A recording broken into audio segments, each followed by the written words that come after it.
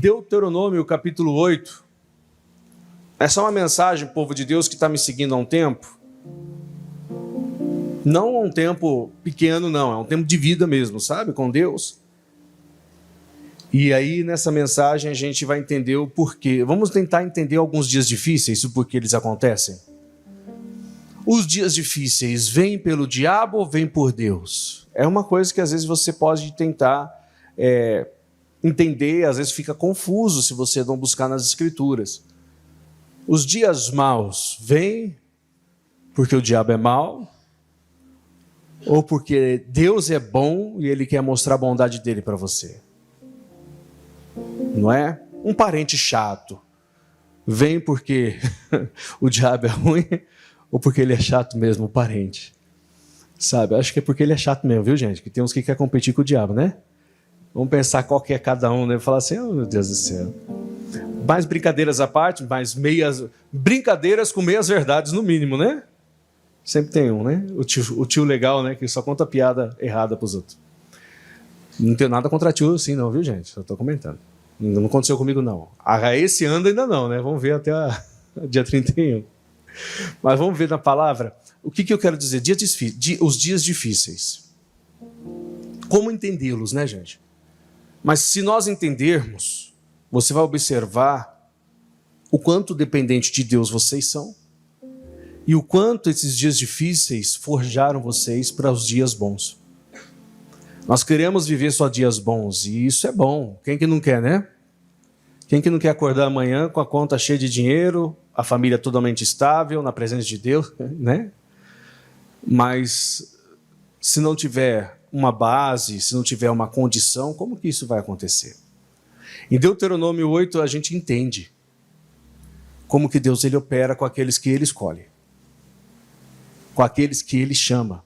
Mais do que chamado é ser escolhido, viu, povo de Deus? Muitos são chamados, mas poucos escolhidos. Então, façamos parte dos poucos. E realmente, a gente tem vivido e visto isso no decorrer da vida, né? Quanta gente chamada de Deus parou. Então, poucos são os escolhidos, permaneçam nesse grupo. Deuteronômio, capítulo 8, vou fazer a leitura dele não direta, mas devagar, mas com calma, mas explicando um pouquinho o que é necessário que a gente entenda como cristão, né? Como povo dele. Afinal, nós estamos num mundo que o Senhor Deus perdeu o espaço, na verdade, pelas escolhas do homem. E agora só quem são dele que ele ganha o espaço, que somos nós que abrimos o nosso coração a Cristo. Por isso que a gente vê tanta coisa ruim nesse mundo que a gente diz, mas isso é muito injusto. Mas eles rejeitaram Deus. As decisões deles fizeram isso.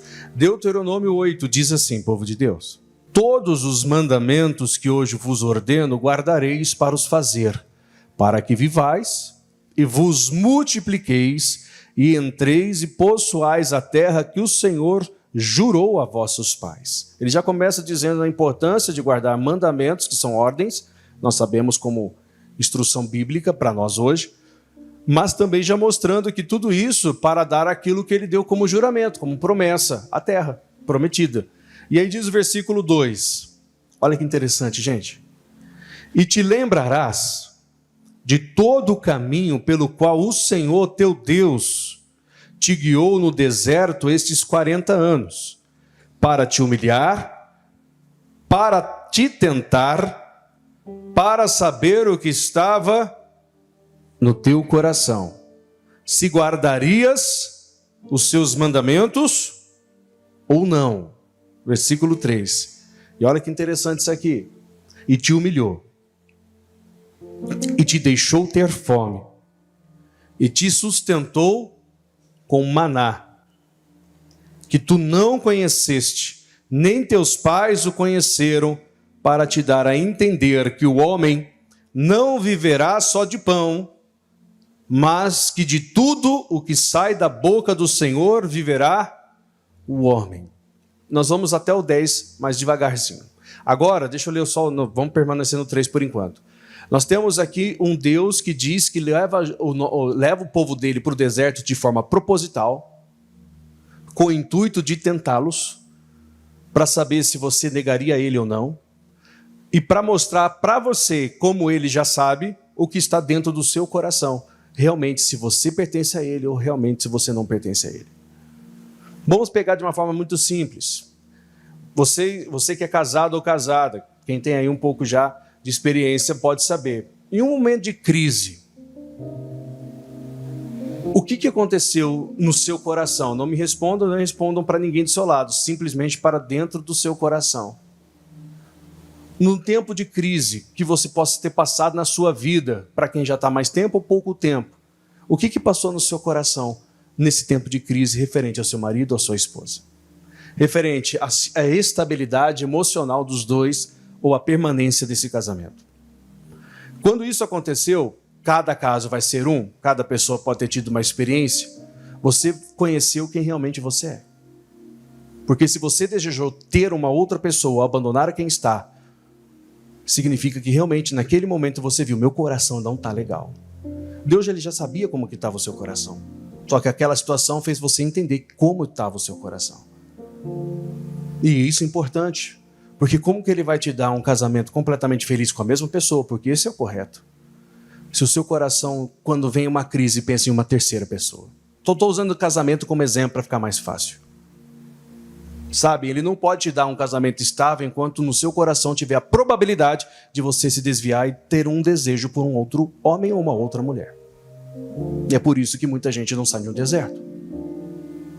Então ele te humilhou, ele te colocou, ele te provou para saber o que estava no seu coração. Não ele, porque ele é Deus, ele já sabe. Mas para mostrar para você o que está dentro do seu coração. E a minha pergunta por cima, povo de Deus, é: o que está nele no tempo de crise? O que está acontecendo dentro do seu coração nos tempos de dificuldade? No tempo que você chegou a um período da sua vida que você diz, poxa, agora eu tenho que tomar uma decisão e o meu coração está inclinado a praticar as coisas ruins, porque agora que eu percebi que na crise eu desejei coisas erradas. Então eu tenho que despertar e falar, poxa, nesse deserto, Deus me mostrou quem eu era, não mostrou somente quem Ele era. Eu não sabia quem eu era até passar uma luta. Isso é tão real, pessoal, não precisa abrir porque é muita coisa, né? Mas o próprio apóstolo Paulo, ele fala isso no livro de Filipenses 4. Né? Nós falamos muito sobre o versículo 13, que ele diz, posso todas as coisas naquele que me fortalece. Não fala assim? Conhecida essa passagem, né? Mas antes desse versículo ele diz, sei estar abatido e sei ter abundância. Sei padecer necessidades, como também estou instruído a ter muito, a ser suprido. Ele falou, eu passei por toda a fase da vida.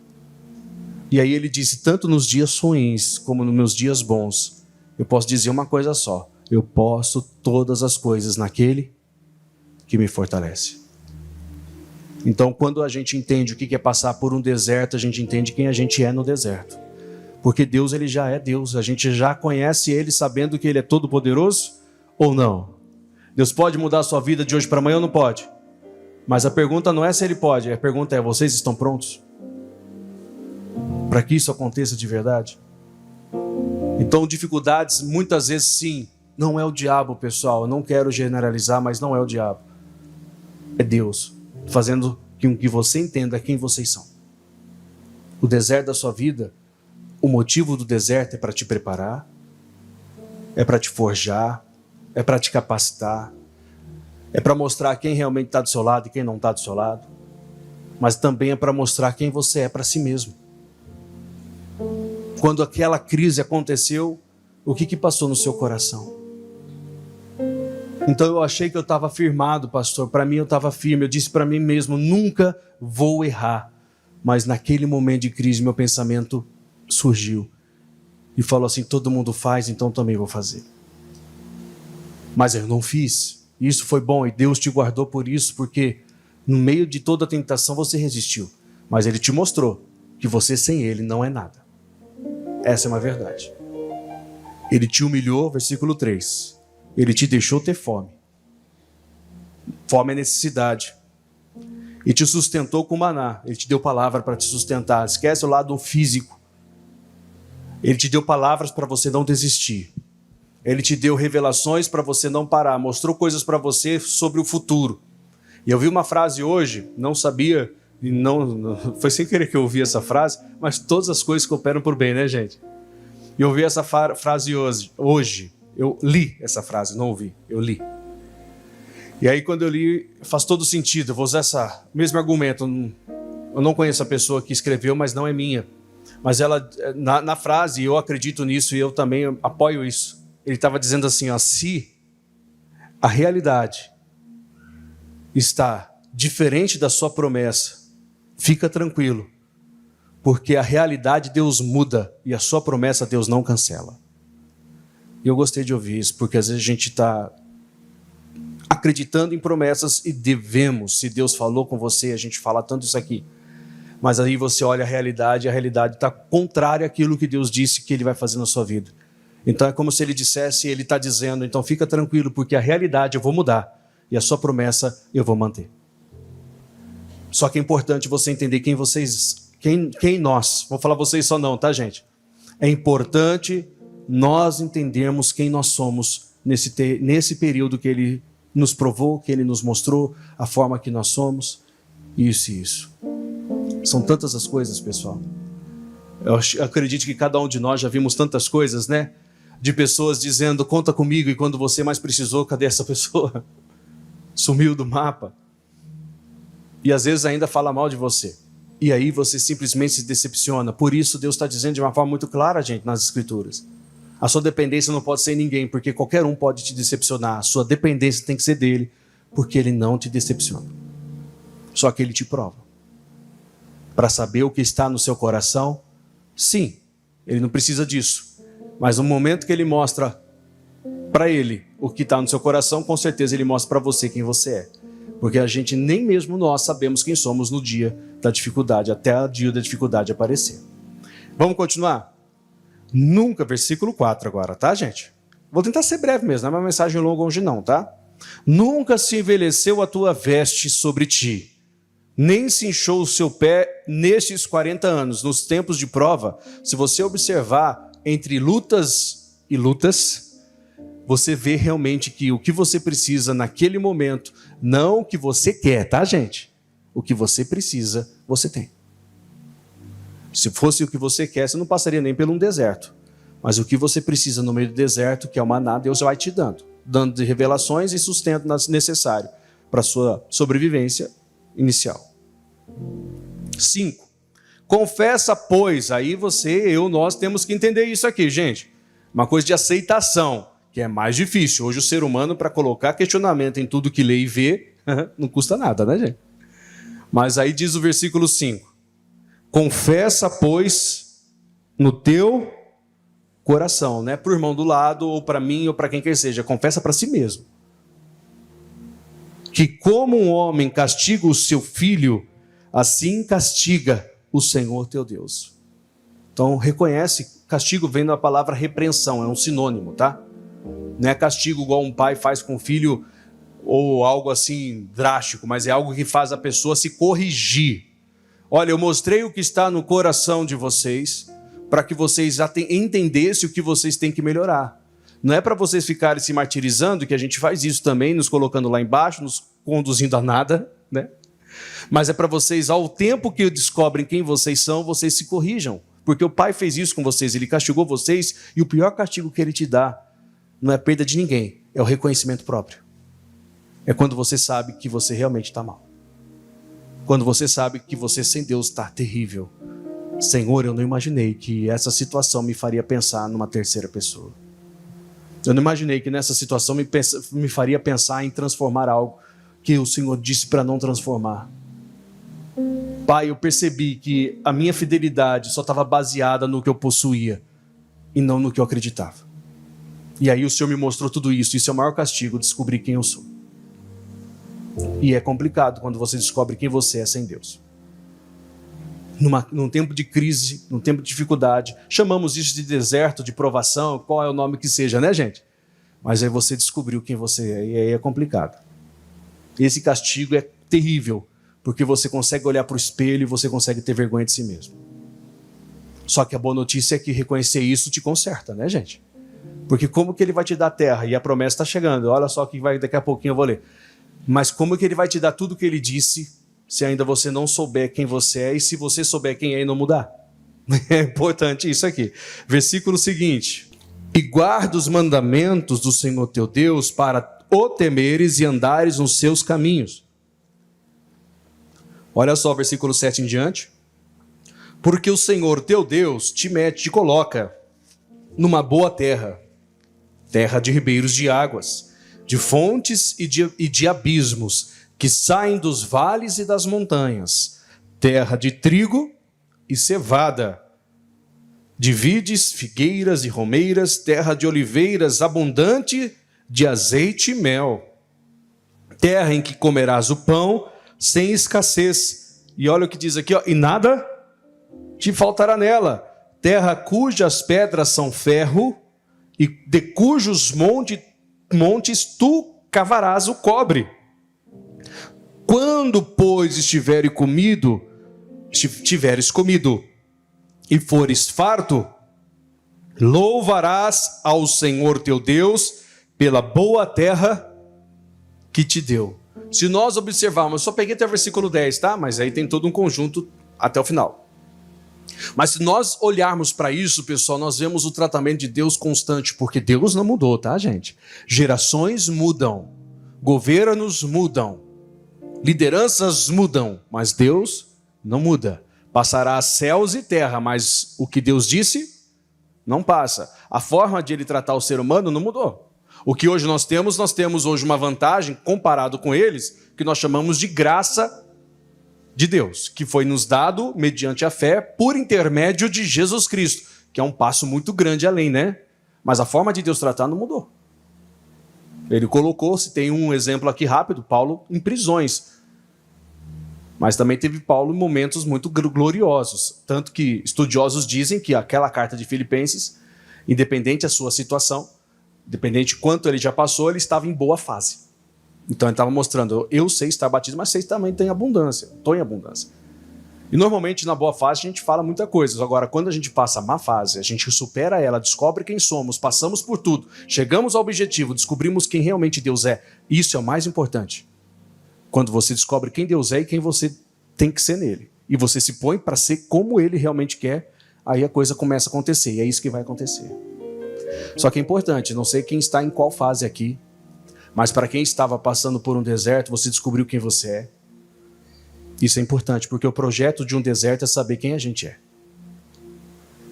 Não é somente saber quem Deus é. Ele já mostrou antes do deserto que ele é Deus. Mandou pragas, 10 pragas, fez coisas maravilhosas. Ele já mostrou que é Deus abrindo o mar. Isso seria já suficiente, né? Passar no meio do mar, o missionário até explicava que o mar ficava parecido como uma gelatina, né? Que foi feito esse estudo, como que ficou parado ali. Então, já todo mundo viu, poxa, Deus é poderoso. Todo mundo concorda que Deus é poderoso? Mas o deserto mostrou quanto que você é debilitado, quanto eu sou debilitado, quanto eu sou fraco, quanto eu dependo dele. Claro que aí o lado de me mostrar que somos fracos é mostrar que a nossa força não é nossa. Aí começa aquela dependência de falar, Deus, sem o Senhor, eu vou falhar. Sem o Senhor eu vou fazer coisa errada. No geral, não estou falando só em pecado, não. Eu vou tomar a decisão errada. Eu vou agir por conta própria. O deserto é para mostrar quem a gente é, gente. Porque quem já passou pelas águas já sabe quem Deus é. Você que já aceitou Jesus, você que já foi curado, né? Você que já nasceu, alguns hoje já estão, posso dizer, nascendo dentro do evangelho, como as minhas próprias filhas. Hoje elas já podem, eu já não tive o que elas tiveram. Então, assim, muitos que já nasceram dentro da igreja, conheçam quem Deus é, sim, já devem ter visto coisas grandes, mas descubram quem vocês é em Deus, porque se você não souber, essa terra fica ainda para trás. Mas quando a gente descobre, gente, está aqui, ó. Aquela promessa, o que ele disse que é seu, vai chegar. E quando você entender que chegou, é porque você entendeu quem você é. Você passou por tudo que passou, mas ficou firme. A terra, o deserto foi embora, a terra da promessa veio, o cumprimento de tudo começou a acontecer. Ele está dizendo que você vai comer à vontade, vai ser saciado à vontade, sabe? Tudo isso vai ser colocado diante de você, só que ele diz, não esqueça de agradecer. Está no versículo 10. Louve a ele por todas as coisas. Vou ler de novo, já que eu citei, né? Quando, pois, tiveres comido e fores farto, louvarás ao Senhor teu Deus pela boa terra que te deu. Não esqueça, tá? Que foi ele. Porque ele te mostra quem você é, para que você possua o que lhe pertence. permaneça como que tem que permanecer, num tempo de crise, num tempo de dificuldade. E a gente, às vezes nós achamos que nós éramos intocáveis em algumas áreas da vida, mas aí esse deserto mostrou que na dependência, você continua dependendo dele. Deus não mudou, viu, povo de Deus? O que ele disse sobre a sua vida também não mudou, nem uma vírgula sequer.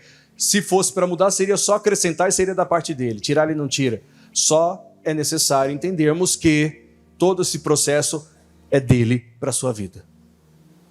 É ele mostrando, castigando o filho dele, corrigindo o filho dele, dizendo, olha só, se achou tal, não era tanto assim não, viu? Você é como qualquer um, parou de respirar, morre. Não tem um que fique vivo se acontecer isso. Mas você aguentou. Não é tão simples aguentar uma opressão, uma pressão, uma dificuldade, uma provação, né, povo de Deus? Nós vemos muitas pessoas sucumbirem no meio do caminho. Mas eu estou falando para aqueles que não sucumbiram, para aqueles que continuam e permanecem, mesmo com suas debilidades, fraquezas ou dificuldades, continuam e dependentes de Deus são. Vamos só entender isso? Quem é dependente de Deus aqui? Continuem sim, gente. Dependam dele. Porque o deserto passa, Deus continua.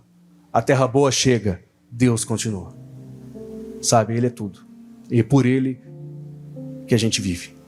Então o deserto só fez eu entender quem eu sou, para poder entender que eu sou muito mais dependente dele do que eu imaginava. Então louvado seja Deus, porque quando comermos da boa terra, quando assumirmos o que é nosso, nós possamos olhar aos céus e louvar a Deus, dizer, Pai, não fui eu que conquistei pelo meu mérito. Não foi porque eu fiz uma boa obra que eu recebi tudo o que eu estou recebendo. Foi pelo Senhor, então eu te louvarei até o último suspiro da minha vida, até eu estar contigo. Gente, tudo se resume em dependência daquele que te chamou, daquele que te escolheu. Tudo se resume a esse apego àquele que você não enxerga, mas você sabe que ele existe e que ele está aí com você. Então vamos amar ainda mais, ainda que a gente não o veja. Alguns dias a gente consegue até ter um pouco, de contato, um pouco maior, mas tem dias que é terrível.